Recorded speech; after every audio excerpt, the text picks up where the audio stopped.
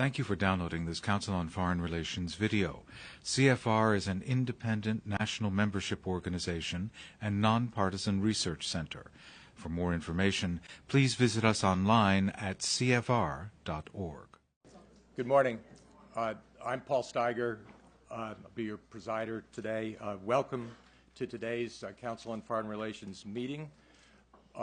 Today, participants around the nation and the world are viewing this meeting via a live webcast on CFR's website, www.cfr.org. In view of that, for those of you in the room, please turn off, not just put on vibrate, your cell phones, Blackberries, and all the other wireless devices you've got to avoid interference with the sound system. I'd also like to remind everybody, all the members, that this meeting is on the record.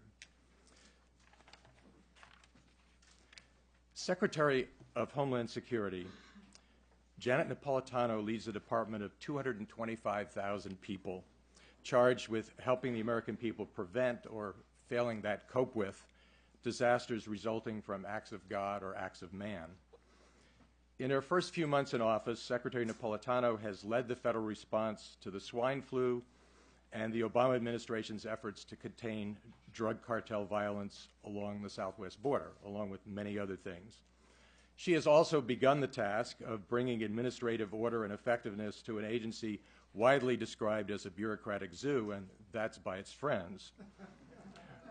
Homeland Security combines 22 separate agencies: Customs, Immigration, Border Patrol, the Transportation Security Administration, and Federal Emergency Management Agency, better known as TSA and FEMA, as well as the Coast Guard and the Secret Service. Previously, Secretary Napolitano was a two-term governor of Arizona, and before that, she served as her state's Attorney General and as its U.S. Attorney. She's an avid hiker and an accomplished mountain climber. Ladies and gentlemen, please join me in welcoming the Secretary of Homeland Security, Janet Napolitano.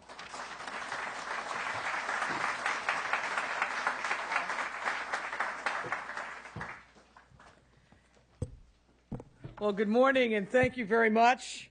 I want to thank Paul for your kind introduction, and I want to thank the Council on Foreign Relations for hosting us today. I see Steve Flynn here. Dr. Flynn, like several of his colleagues at the Council, have been doing some very thoughtful work on Homeland Security, and I'm deeply appreciative of that. As a Council member myself, it's good to be back here. The last time I was here was with Governor Haley Barbour on a panel on immigration. Now, I must admit that in the Department of Homeland Security, it is somewhat of a large government department, so we are undergoing what we call efficiency review, looking for ways to make sure that we spend every dollar, every penny we get wisely. So I thought I would bring my CFR membership dues here today so I could save the cost of postage. So, Paul, I'll just leave these here for you. Now, the Council is an institution I deeply appreciate because it's one of the rare places where people will show up early in the morning at breakfast time to hear about threats of terror and government response. And this will be the highlight of your day. But alas, the topics that we are discussing are with us and are the challenge of a networked 21st century. And so it is important that the Council be apprised of what the Department of Homeland Security is doing to meet those challenges. Now, President Obama has been very forceful about seeing the threat of terrorism in all of its complexity and in bringing all of our resources, not just the federal government, to bear against violent extremism. So today I will speak candidly about the urgent need to refocus our counterterror approach to make it a shared endeavor, to make it more layered, networked, and resilient, to make it smarter and more adaptive, and to make sure that as a country, as a nation, we are at the point where we are in a constant state of preparedness and not a state of fear. The challenge is not just using federal power to protect the country, but also enlisting a much broader societal response to the threats that terrorism poses. Now, a wise approach to keeping America secure should be rooted in the values that define our nation. Values like resilience, shared responsibility, standing up for what is right. These are the values that led us to fight and win 2 world wars that were on display in the dark days after the September 11th attacks. We must embrace them again now.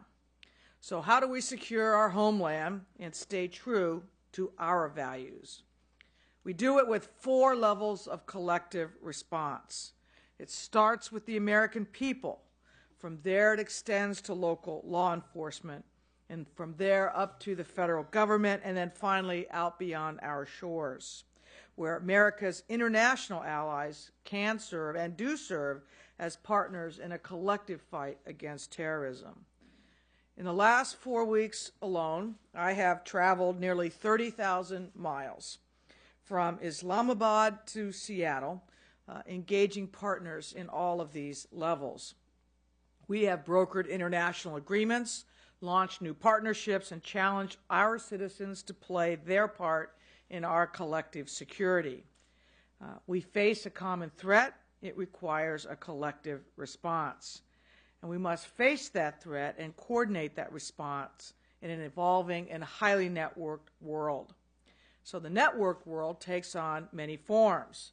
The cyber network that runs our power grids, fires our critical infrastructure, and facilitates commerce is now a target and is itself vulnerable to attack. This network climate forces us to rethink how best to protect our values and our security in a world where the tools for creating violence and chaos are as easy to find as the tools for buying music online or restocking an inventory. We also live in a mobile world with complex networks of people and information. We cannot forget that the 9/11 attackers conceived of their plans in the Philippines, planned in Malaysia and Germany, recruited from Yemen and Saudi Arabia, trained in Pakistan and Afghanistan, and carried them out in the United States. So that's why our Homeland Security network must be built to leverage force multipliers, the cooperation of our international allies, the full powers of the United States federal government, the vigilance of the police on the beat, and the untapped resources of millions of our own citizens. Later today, I'll assess progress at Ground Zero, a special place for our country and a poignant one for the Department of Homeland Security, which was created as a response to the 9/11 attacks. Last Friday, I met with Governor Tom Kean, Congressman Lee Hamilton, former Homeland Security Secretary Tom Ridge, and others to discuss progress made in the 5 years since release of the 9/11 Commission report. There, we're right to note our achievements. Progress toward a more secure homeland doesn't belong to one political party. But indeed, much has also changed in just the past 6 months since I became just the 3rd Secretary of Homeland Security after my distinguished predecessors, Tom Ridge and Michael Chertoff. So let me give you a sense today of how I see the threat environment that we are in, talk about what we're doing to counter that threat in the 4 response areas I just identified. So what does the world we face look like today? First, while the terror threat is ever-changing, it is critical to reiterate that the threat remains. The consensus view of the intelligence community, of which DHS is a member, is that the terror threat to the homeland is, quote, persistent and evolving. In my daily briefings and as a member of the President's National and Homeland Security Councils, this is something I discuss with the President and the rest of the security team on a regular basis. And so we're constantly looking for ways to better share information up and down the response ladder I just described, from individuals and communities to local law enforcement to the federal level and then at the international level. The broader context here is that we've invested considerably in our border and port security and have substantially reorganized the federal government to focus better on the threat of terrorism. Now, at the same time, there have been continued attacks against our allies and our interests. And make no mistake, Americans continue to be targeted in terror attacks. Just 2 weeks ago, American hotels were the target of bombings in Jakarta that killed 8 people and injured 6 Americans. 6 Americans were among the 164 people killed in the attacks in Mumbai in November of 2008. 3 Americans were among the 54 killed in the attack on the Marriott Hotel in Islamabad in September of 2008. So if 9/11 happened in a Web 1.0 world, terrorists are certainly in a Web 2.0 world now. And many of the technological tools that expedite communication today were in their infancy or didn't even exist in 2001. So therefore, more than just hardware, we need new thinking. When we add a prominent former computer hacker to our Homeland Security Advisory Council, as I just did, it helps us understand our own weaknesses that could be exploited by our adversaries. And the threats we face are, by their very nature, asymmetrical. Terrorism more often has become privatized violence. It does not rely on links to an army or to a sovereign state.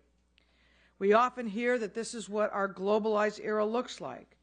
But what is most salient about today's environment is that it is also networked. And in a networked world, information, true and false, moves everywhere all the time. And in that networked world, everyone who is part of the network, meaning all of us, can enjoy the tremendous benefits, but also must be ready and willing to learn about and help address the vulnerabilities that come with these benefits. So the team we put on the field needs to be bigger, better networked, and better trained. What are the implications for this network world for the Department of Homeland Security? It means that we must continue to take an all-hazards approach to preparedness, meaning we prepare for natural disasters as well as terrorist attacks. We need to comprehend and anticipate an expanding range of threats. The threat of a nuclear or radiological device is of grave concern, and reducing that threat is a key administration priority.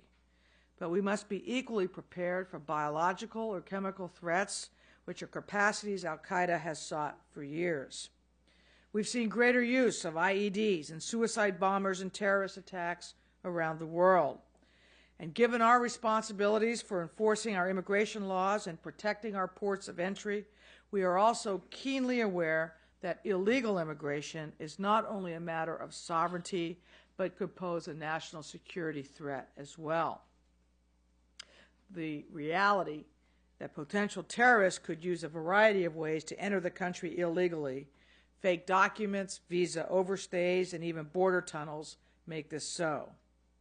Now, DHS monitors and shares information about potential homegrown threats as well. These can be individuals radicalized by events abroad or lone wolf attacks. And last, but certainly not least, we're spending considerable time and attention on the cyber world.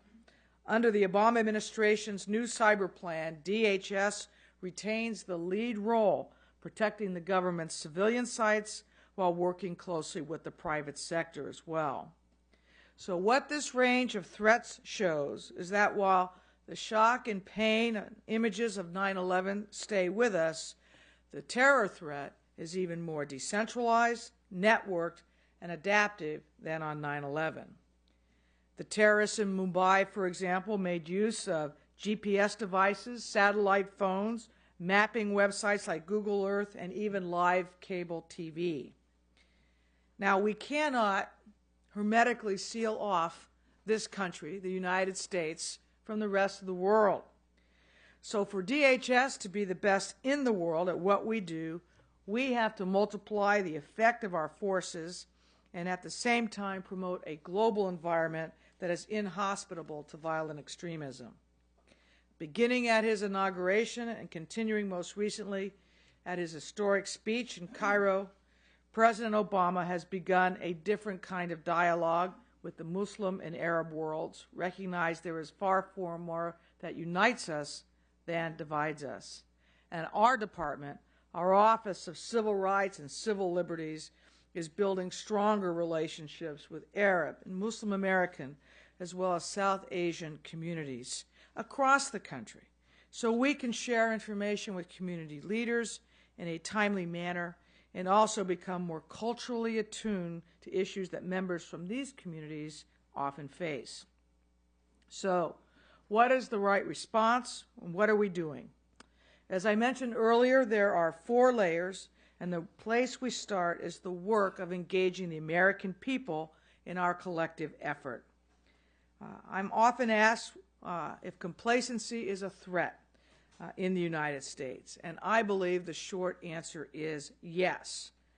But I think a better question is this: has the United States government done everything it can to educate and engage the American people?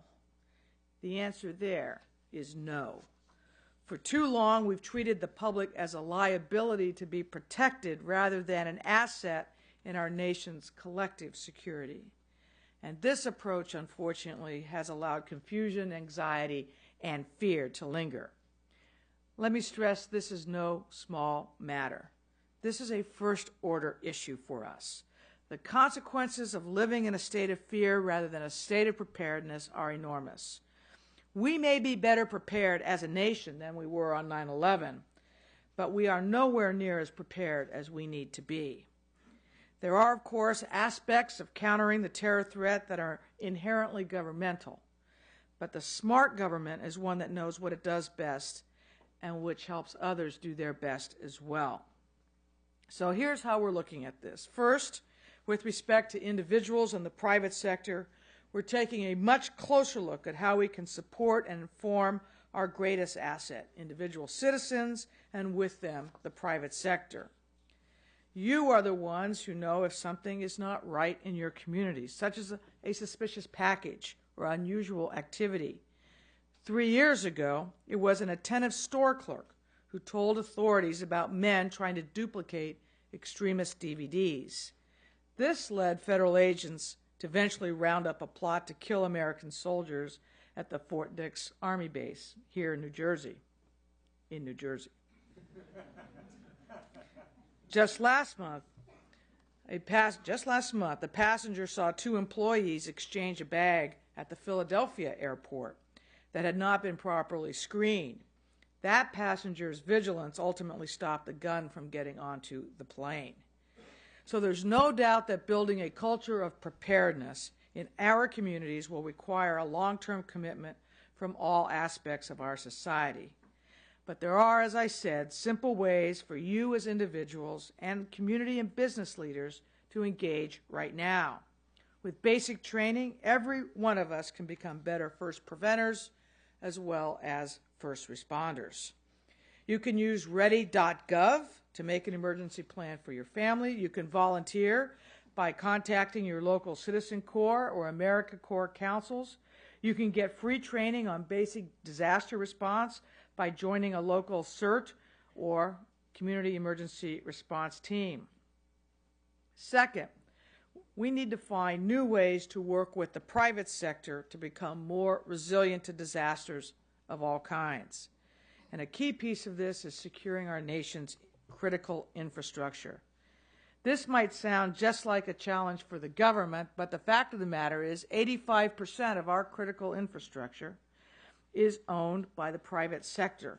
And these are critical. These are commercial facilities, chemical plants, emergency services, much of it owned, as I said, in private hands.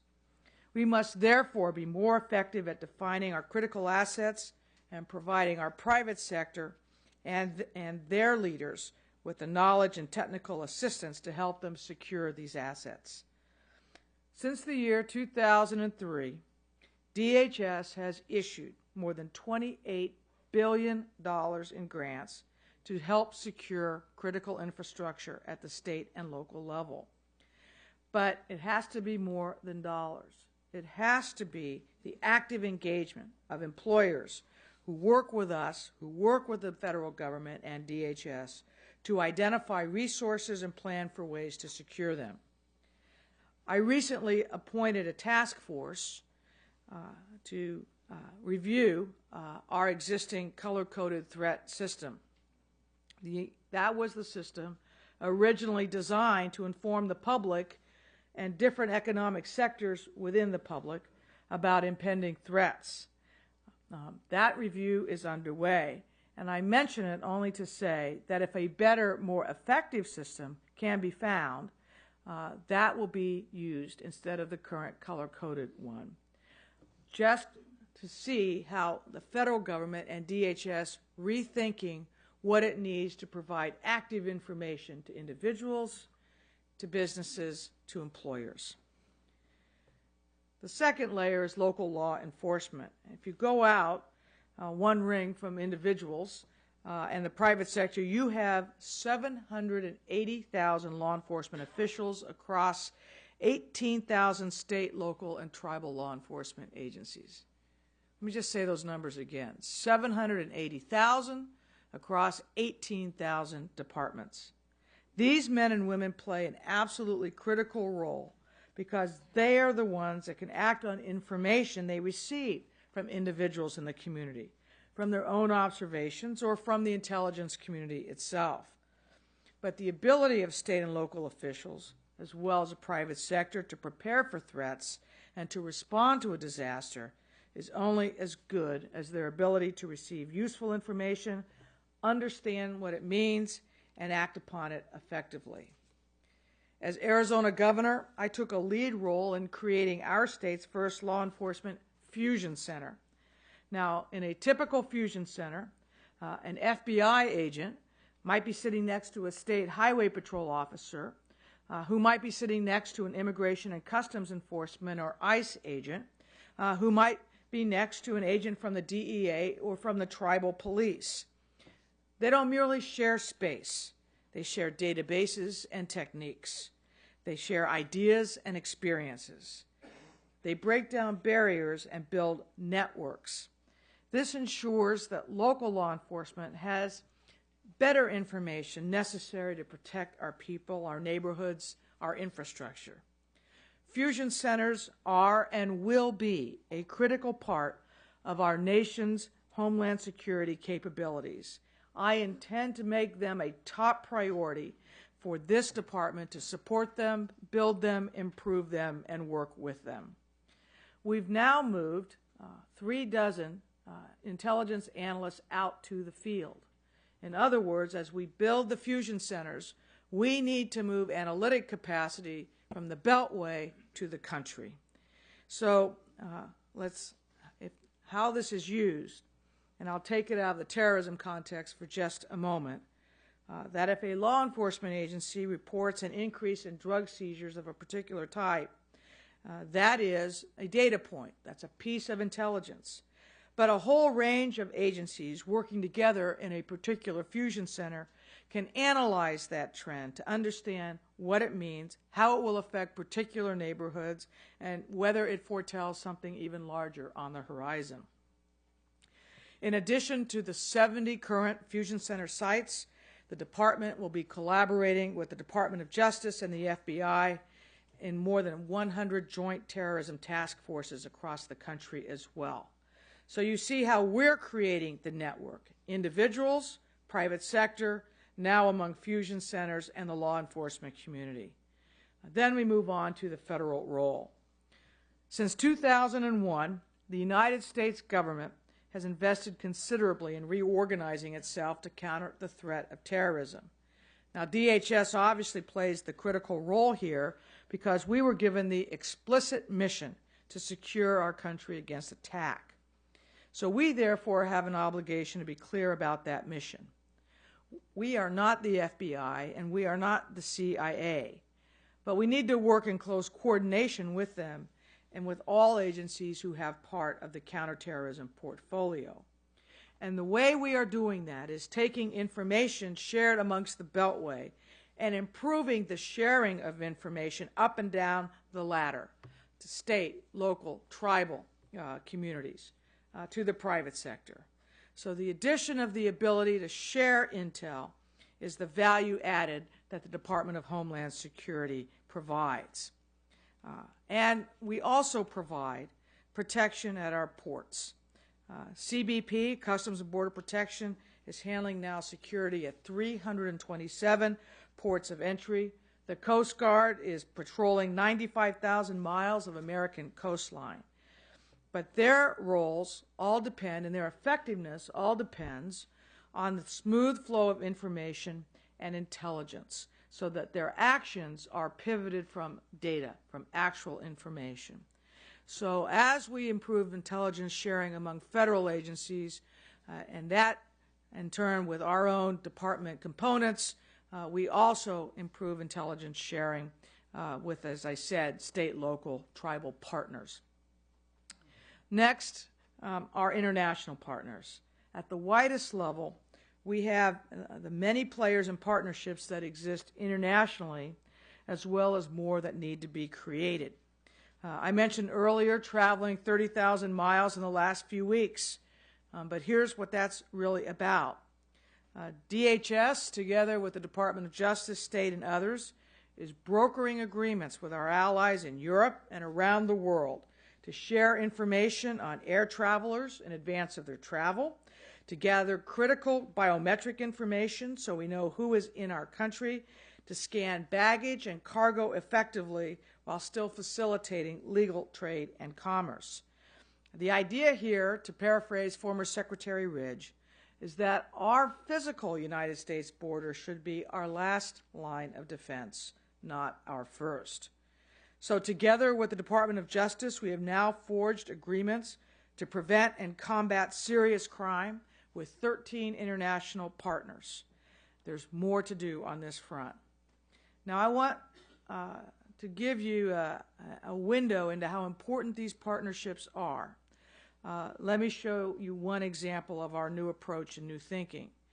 Our growing relationship with Mexico is, of course, part of a broader effort, and it is designed to interdict not only the smuggling of narcotics, weapons, bulk cash, and people at the United States-Mexico border, but also designed to recognize our strong national, our homeland interests in the United States and Mexico and its relationship, and the whole national interest we have in making sure that Mexico and the crime there and the large cartels there are broken up.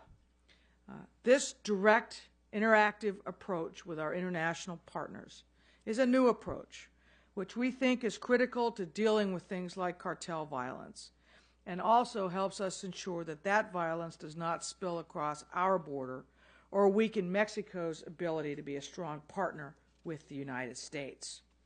So we're going well beyond what we've done in the past. For example, by inspecting southbound train cargo, cars and trucks, and in fact, helping Mexico create an effective customs operation on our common southwest border that previously did not exist. Let me close by going back to something I said earlier about people, because in the end, what we really do is about people. We are a nation of more than 300 million.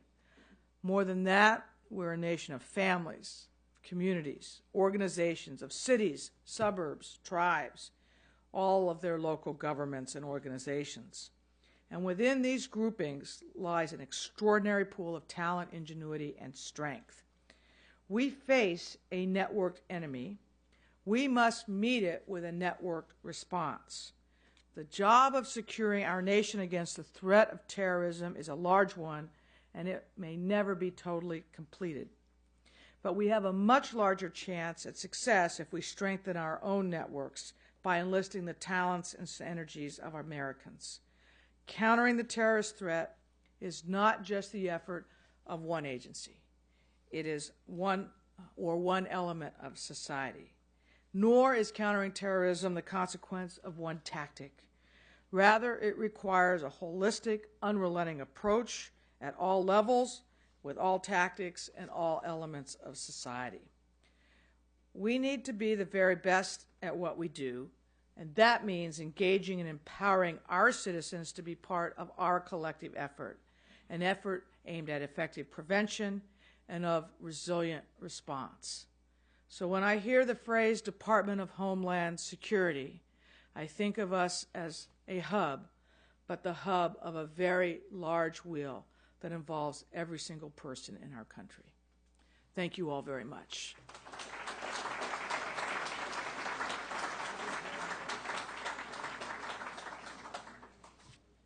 Here's the check.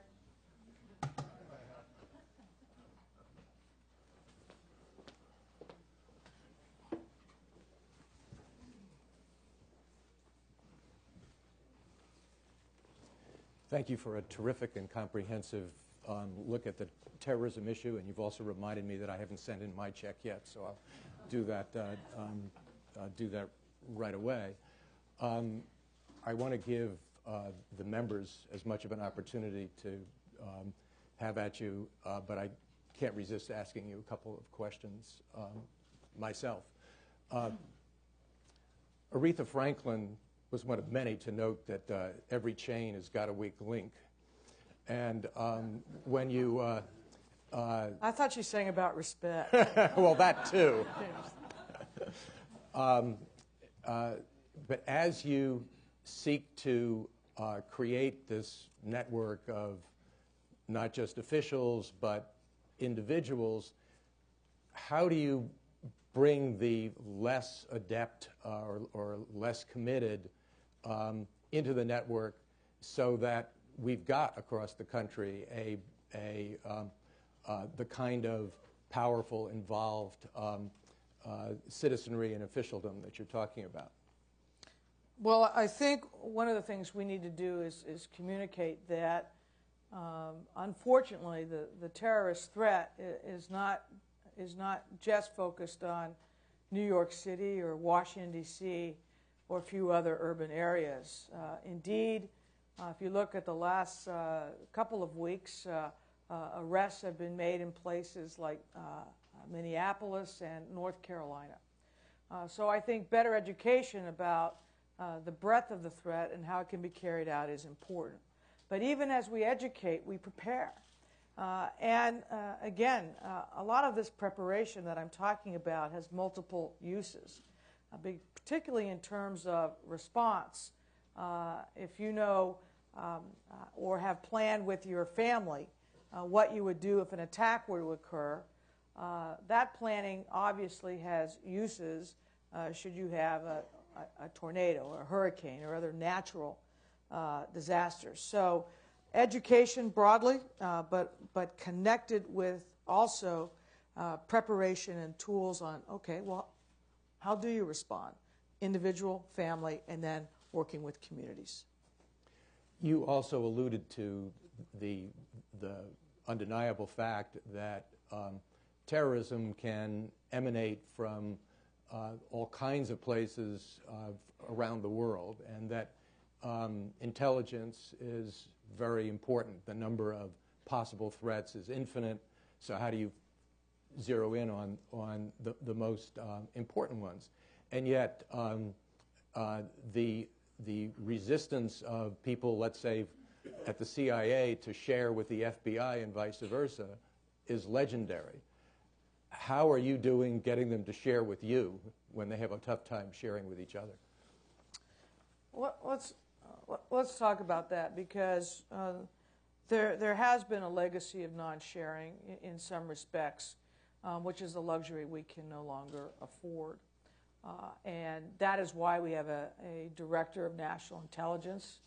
In fact, our group, of the principals, which means the head of the FBI, the head of CIA, myself, Admiral Blair, we will be meeting tomorrow. We regularly have luncheons, just ourselves, no staff, to make sure that we are effectively communicating the sharing of information. I think the fact that I, as Secretary of Homeland Security, receive a daily intel brief, not just from members of the Department of Homeland Security, but also, for example, from a CIA briefer helps ensure that critical intelligence is being shared. And in this administration, we're very intent on exercising how we handle intel and how we respond. Indeed, right now, there's a national level exercise underway that will test some of this sharing capacity, whether things are being shared and whether responses are being correctly calibrated. So personal interaction, de facto interaction on a daily basis, and then exercising, I think, are the three major techniques to improve that intelligence sharing environment. One more quickly, and then I'll go to the members. Any learnings from the swine flu situation, which turned out to be much less bad than people feared? Well, first of all, learn wash your hands, cough correctly. But we have had, actually over the summer, a lot of work done on H1N1. Why? Because we anticipate it will be coming back this fall. It obviously focuses on a younger population than seasonal flu. We will not have vaccine available before the school year starts. And so one of the things we are trying to prepare and network and are testing some of the ideas I just suggested about empowering individuals and communities really involves preparation for this fall and a return of the H1N1 in what could be, we don't know, science cannot yet tell us, but it could be a more severe form of the H1N1 because it mutates as it travels than we saw last spring. So that was perhaps just a dress rehearsal. One important thing, if I might add, is the H1N1 was during that outbreak, the president used an executive order known as HSPD 5 to designate the Secretary of Homeland Security as the principal federal official. In other words, this was an event that crossed many different departments, agencies of the federal government. So really for the first time, using the Department of Homeland Security in a way I think it was originally intended, which was to be able to take not the lead operational role, obviously, particularly on something like this, HHS has such a lead, an important role, but to make sure things are properly coordinated and, importantly, communicated with the American people. Okay, I'd like to invite the audience to join. Remember a couple of things. Wait for the microphone, stand, identify yourself, one question, no speeches. Gentleman right here. Wait for the microphone. It's right behind you. Behind me. Hi, Paul. Hi. Secretary, I was very admiring of your comments, but as I sat there, and I heard you speak several times about what our citizens need to do and how we need to implicate our citizens in more efforts. Are you suggesting we need to train our people from school days on to be more alert and watch more carefully their school people, their schoolmates, their workers, their family, their neighbors, and then to more effectively report what they say to some authority?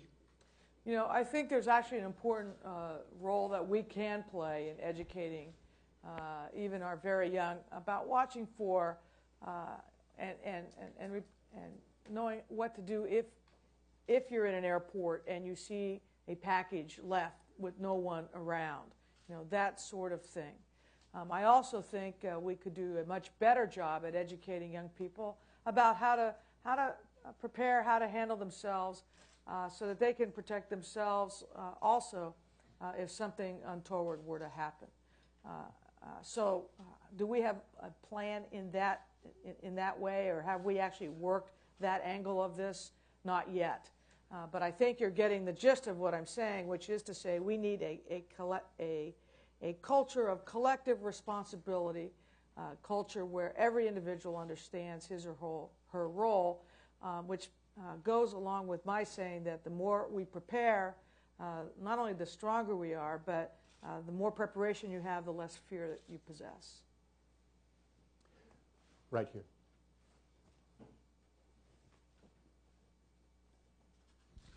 Here it comes.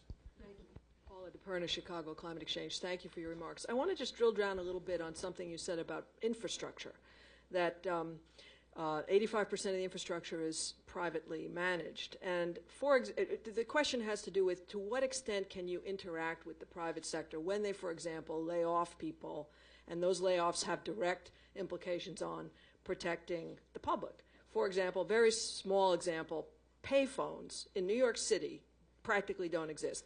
At 911, the only phones that worked were payphones. Those are the only things that people could use to communicate, and cell phones are highly incompatible. So how would you broker that? You know, there's a financial incentive to eliminate payphones. Homeland Security needs them. I think in those types of, and I want a situation, what you do is you and we are doing and have been doing, is you say, all right, you don't want to continue that anymore. What is your plan for how people can communicate with each other in the type of disaster that may occur? And the point here, again, is, and it really points out how technology has changed, and it's changing rapidly. And the more we work together, we can share ideas about, okay, well then how do you use different types of technology in a communications environment where the payphone may be obsolete? Because I think we have to assume that, you know, payphones are not only obsolete in New York, but they're pretty much obsolete across the country. They're going the way of the record album and other things of our youth. Way back there by the post. Hi, I'm Bill Drozdiak. Madam Secretary, given what you've learned on the job over the past 6 months, both about the nature and magnitude of the threat and whatever abuses may have occurred in the previous administration, do you think that the laws governing domestic surveillance need to be changed in any way? I think that to the extent domestic surveillance is being carried out,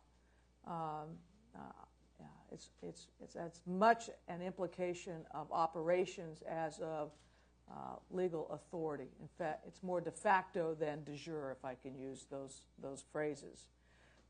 And we have to be careful. And let me make an important point here, so I'm glad you asked that question.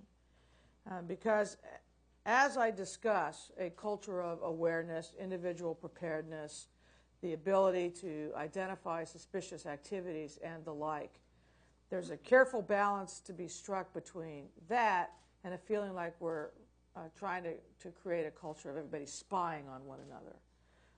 And that's a balance to be struck, and it's an important one that we all discuss collectively. We don't want that, but what we do want is something that helps provide for our collective safety.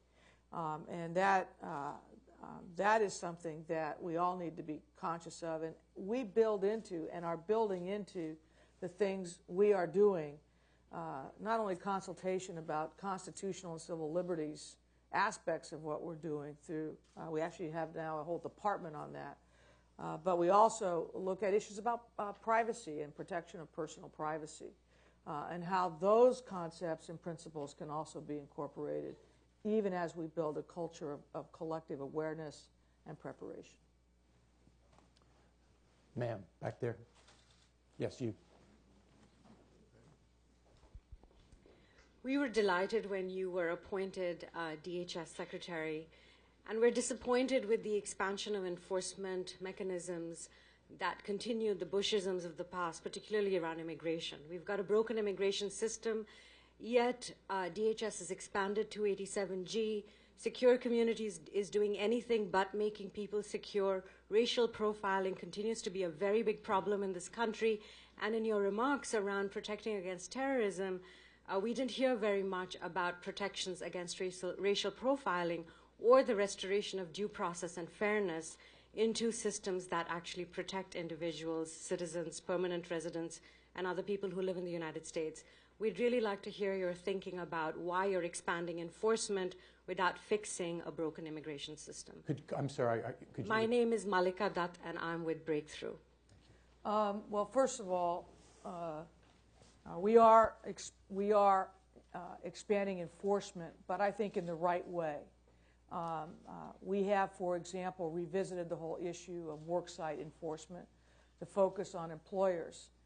The program you referenced, many in the audience may not know, we shorthanded as 287G, which was created during the Clinton administration, which allows state and local law enforcement to have a memo of understanding with the federal government to have some immigration authority. Otherwise, it's exclusively federal.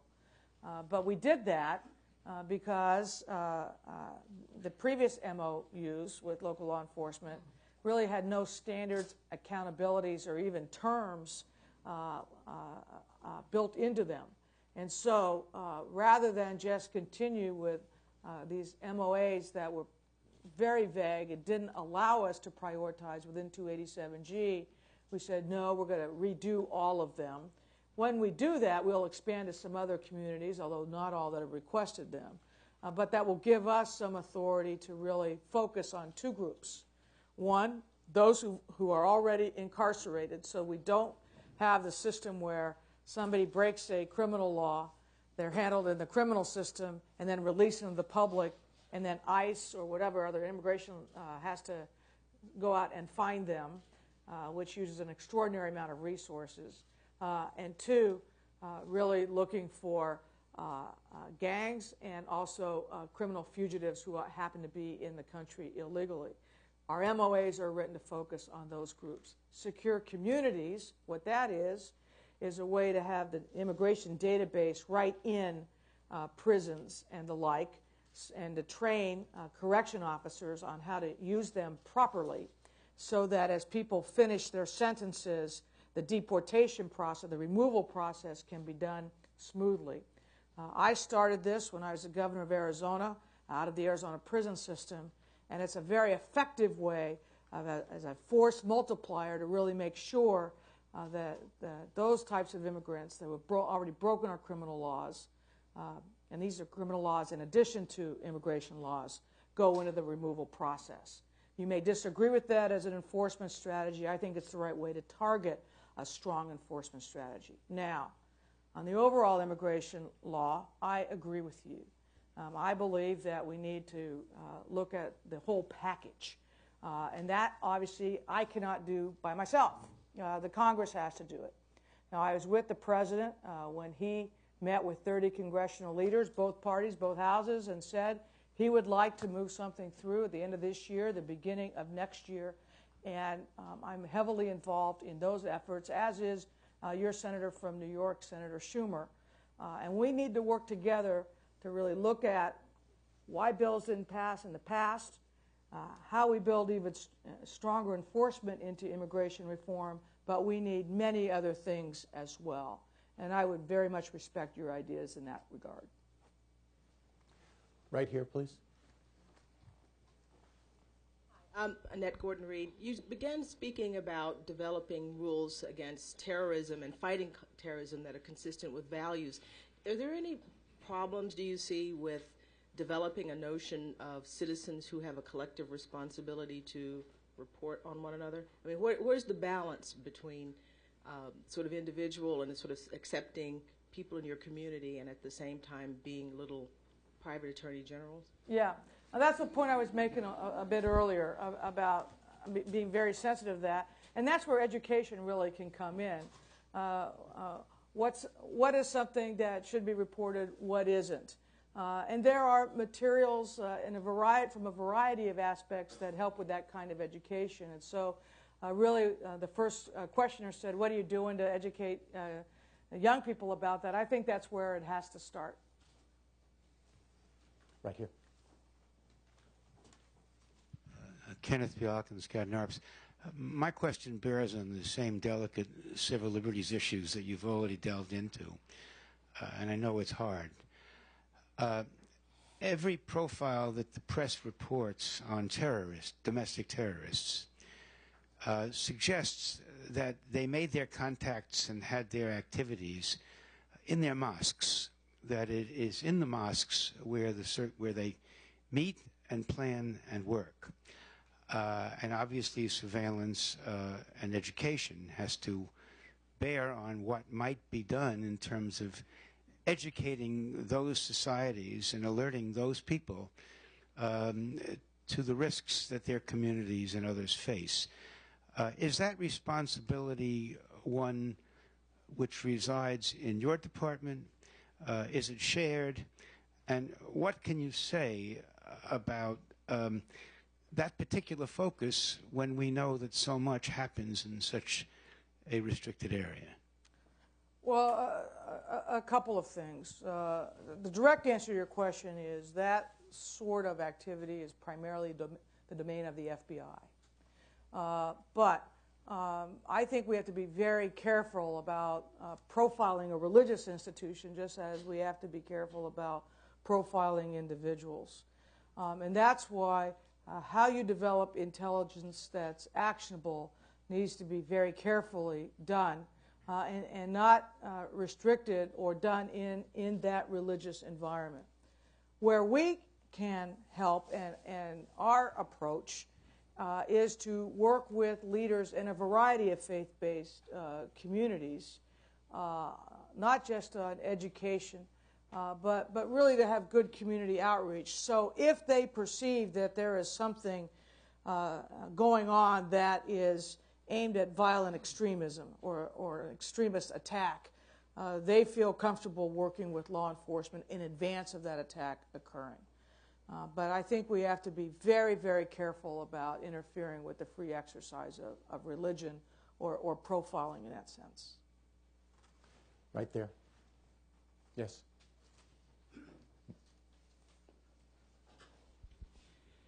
Baldas from Calyx Advisors.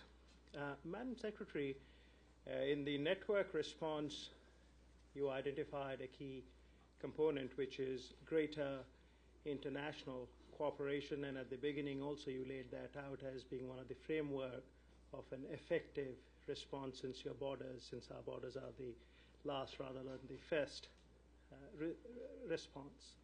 How closely do you work with the State Department in terms of the projection of American soft power as compared to hard power, being at the nub of winning of the hearts and mind, which goes a great distance in making sure that the inspector in Karachi is not just obligated by a bilateral shared security treaty, but genuinely feels that he needs to ferret out more information and share with a nation whose value system he or she empathizes with, whether it's Karachi or New Delhi. So I wonder how, I would appreciate your thoughts on how closely you work with the State Department and in the projection of American soft power as a part of your strategic thinking. Thank you. Yes, we work obviously very closely with the State Department in the international environment. Indeed, when I travel internationally, I immediately link up with whatever embassy or consulate is where I'm going, so that we attend and go to things together. So when I met with, for example, the president of Pakistan a couple of weeks ago, the ambassador was with me. Why? Because we want to show that we are linked together and have a common message. To use that as an example, as an area where we can assist in helping create a civilian law enforcement presence that would take the place of a military presence, particularly in certain parts of the country.